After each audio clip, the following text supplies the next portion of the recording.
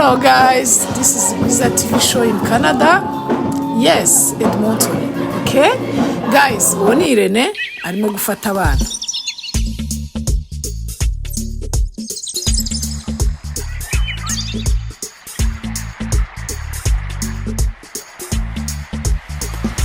Nizere ko mumeze neza aho muri hose, mbifurije amahoro y'Imana, Yesu ashimwe kandi ahabwe icyubahiro. Utameze neza amere neza mu izina ry'umwami wacu Yesu Kristo. Gwiza TV show aje kubabwira inkuru z'ibintu biri kuvugwa hano hanze. Noneho nk'umubyeyi ukuze nkuko njya mbibabwira, ni ukuri pe amaso yanjye yabonye byinshi muri no saga abantu murimo kuvuga ibintu, kandi njye nari mpibereye guys. Aba bana bacu ukuntu muri kubibona, aba bana bacu baduhaye umunezero.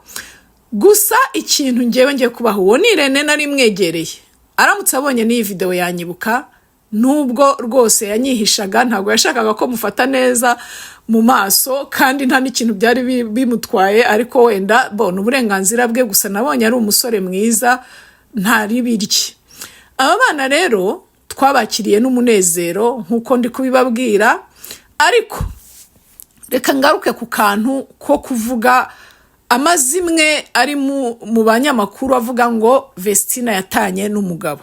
Oya, njyewe ntago mbihamya, biravugwa kuriya ariko simbihamya, ahubwo ngiye kubabwira ibyo njyewe niboneye n'amaso. Ubundi mu ndege utarayijyamo wenda azabaririze, ahubwo kuba twarabonye n'uyu mwana akaza gukora konseri, kandi bigaragara n'amaso yanjye yuko ashobora kuba abungabunza ubuzima bw'umuntu mu nda, ariko byo byitwa umwana atwite. Guys, uwo ni Gwiza TV show, kugira ngo mumubone mwese. Abatamuzi mujye no kuri Gwiza TV show. Guys, munkorere subscribe, like, share and comment, kuko live yanjye nabonye abantu benshi niyo bahereyeho bakora ama video yo mu Rwanda. Guys, wabonye aho ukora live abantu baka-explosinga, ariko wowe ugasigara nyine ntawe uguhaye umugisha.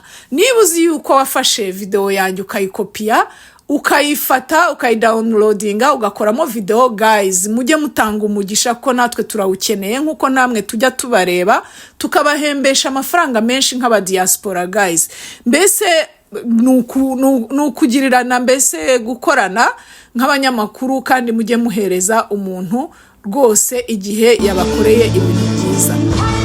Mugende muri Gwiza TV show murarebamo live zose. Ya Vestina na Dorcas irimo, harimo n'izindi nyinshi cyane. Ndateka, nganiriza abantu, nkora utuntu twinshi cyane, travel, nuko bimeze muri gahunda yanjye. Ariko noneho ngiye kubabwira gatoya kuri ubu buzima bw'uyu mwana murimo kugenda mwangiza. Amaso yanjye nge nabonye yuko uno mwana atwite. No mu ma video uwo ni live ndi kubahereza, murabona ko mba nahababereye guys. Uwo ni njyewe rwose. Uwo ni Irene amuhereje amazi kuri sene kugira ngo abashe kugira ushira inyota, sibyo guys?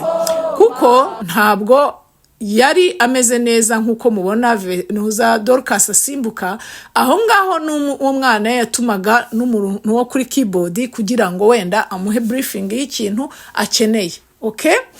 Kuko buri kantu ku kandi nagendaga nkakurikirana, noneho uko nafataga live mugiye mwana bibona neza. Ntabwo ari ibintu byo kubabeshya guys. Ntabwo naje nje kugira ngo nshyushye inkuru, ngire ikindi kintu mbazanira wenda kitajyanye n'icyo ntabonye.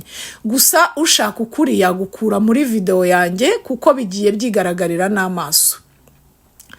Uraza kureba Vestina ntabwo asimbuka nka murumuna we.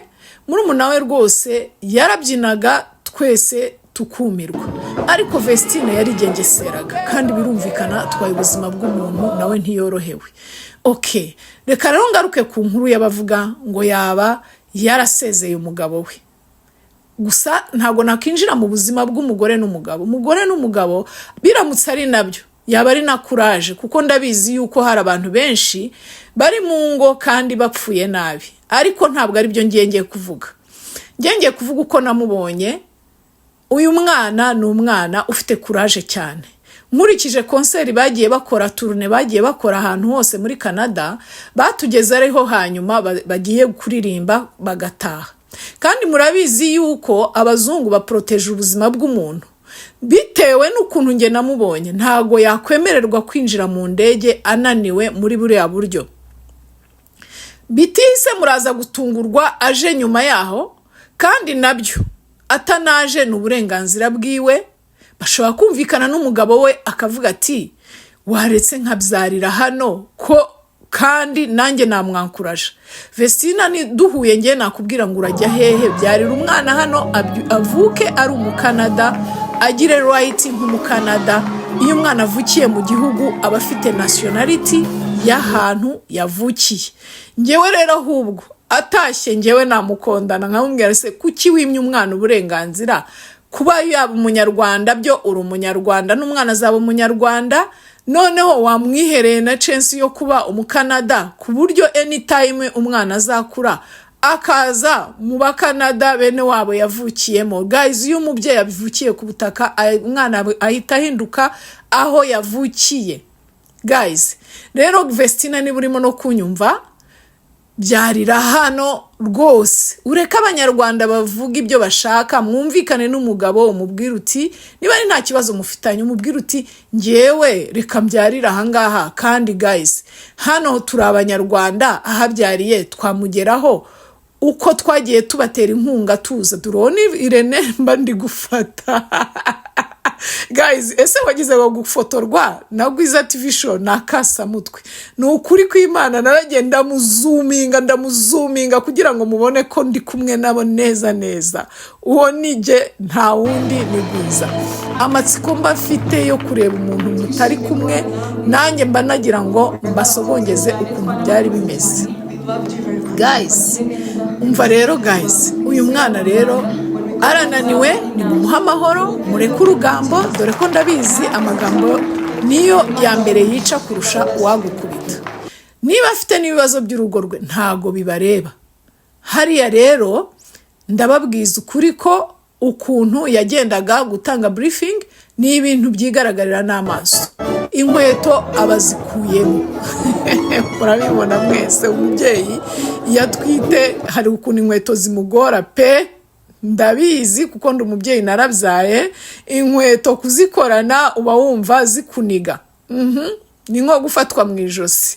Ahubwo ni ukuri Vestina, congratulation, waduhaye konseri nziza wowe na murumuna wawe, turabashimira. Irene Murinda habikasha makokero, niba mbivuze neza, ndagushimira kuba waratuzaniye abana, kandi muzagaruke. Ni ukuri nta na kimwe twababuranye, mwatumaze irungu ryo muri Edmonton nubwo muri dusigiye, ariko kuba ahubwo Vestina yarasigaye nicyo cyizere kivuga ko muzanagaruka, kuko rwose ndifuriza Vestina ko yahabyarira kuri ngewe guys aho bari kubasengera, kuko bari bananiwe bagomba gutaha, ndetse babatse n'indirimbo ngo bongere baturirimbire. Vestina afata rwose mikro, shabaririmbye nk'iminota itarenze 2 bahita bahagarika, bigaragara ko bari bananiwe. Cyumweru rero twabyukiye mu yindi church yitwa Goshen, ndabakurikira guys. Ese wagize ngo Gwiza nta kintu atabazanira? Uzajya ushaka inkuru rwose uzajya mbwira. Aho rero batangiye babyina, urabona ko Vestina kiri kwihangana. Mu kanya gato ari bujye mu matwi ya murumuna we amubwira uti rwose ndananiwe, komezanya nabo, ngiye kwicara. Yes, aho agiye kwicara guys. Rero mureke kubunzabunza amagambo, mushakisha ibiryo mu magambo adafututse. Nifurije aba bana gukomeza kunezerwa, kandi umwami Yesu abane namwe, abahumugisha. Irene nawe Imana iguha umugisha wabanye natwe, kandi waratunejeje kutuzanira aba bana. Mwongere mugaruke guys, iwacu ni heza, n'umucuranzi utarahagera wese ni karibu, ngwino urebe ukuntu iwacu muri Edmonton tugira urugwiro. Bye, don't forget to subscribe, like, share and comment. This is Gwiza TV show. Bye, I love you. Imana ibahe umugisha nayo nari mbafitiye guys, murakoze.